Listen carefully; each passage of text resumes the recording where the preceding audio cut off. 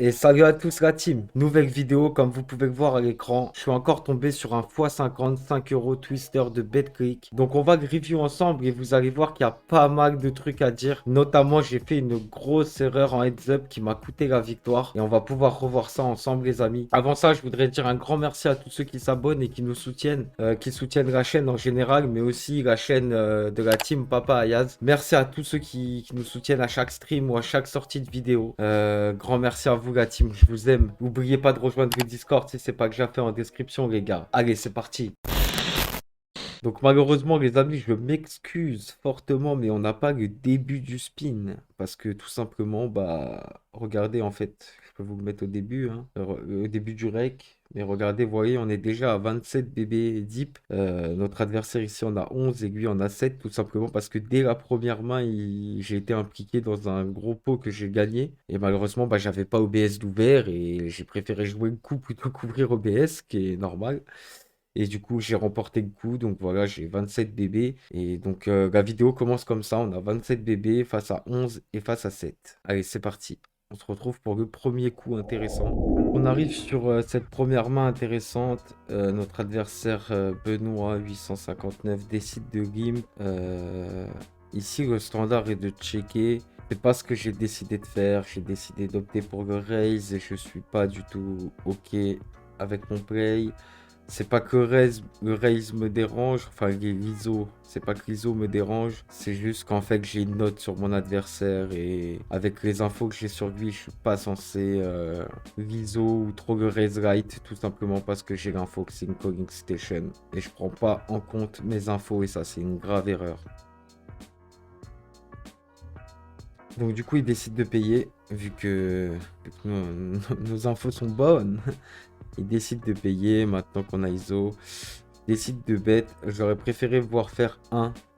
Un aurait largement suffi à accomplir ce que je voulais accomplir. Maintenant qu'il va payer ici, on peut rien faire d'autre que give up. Mais vous voyez, on l'a quasiment fait doubler là sur un espèce de bluff bêtement. Alors que en plus la situation s'apprêtait pas forcément à ce qu'on le bluff vu que on avait 19 blindes, il en a.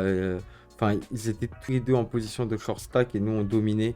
On a vraiment envie de conserver cette situation le temps que les blindes elles augmentent.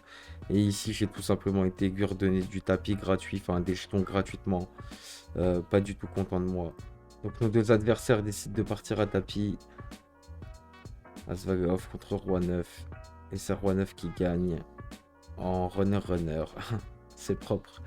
Et on va faire le heads up contre notre ami Benoît. Donc ici, je vous dis, le gros problème de la façon dont j'ai joué ce spin, c'est que à aucun moment j'ai pris en compte les informations que j'avais sur mon adversaire. Le fait que ça soit une grosse calling station. Et ça, bah, c'est une très grave erreur parce que si je me casse la tête à prendre des infos, c'est pour que je puisse les utiliser. Et là, je sais pas, peut-être l'adrénaline du x50, je sais pas. Ce qui me dérange vraiment dans ce spin, c'est que à aucun moment j'ai pris en compte le fait que ça soit une calling station. J'avais la note sur lui, j'aurais dû adapter mon jeu face à son profil. Et ça, je l'ai fait à aucun moment. Et je suis vraiment déçu de mon jeu à ce niveau-là.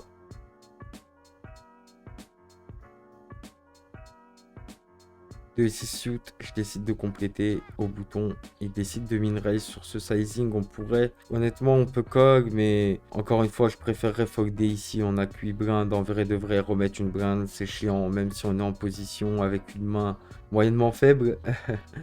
Ici, je préférerais folder et pas compléter la blinde, tout simplement. Bon, j'ai décidé de compléter. On tombe sur un flop 9, roi 5 qui est pas du tout à notre avantage. Ici, on peut rien faire d'autre que folder. Et regardez les amis, ce que j'ai décidé de faire.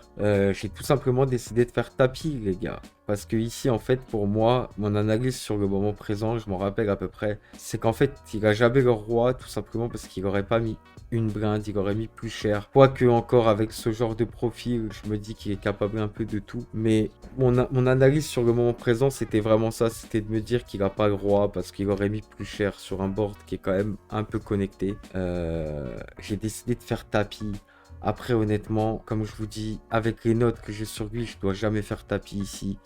Je suis même pas sûr qu'avec notre main, c'est cool de faire taper ici. On possède quasiment aucun bloqueur. Bah, on n'en possède pas en fait. On n'a aucun bloqueur sur la flèche. C'est désastreux en fait. On bloque quelques gunshots qu'il pourrait avoir avec le 6, mais c'est tout.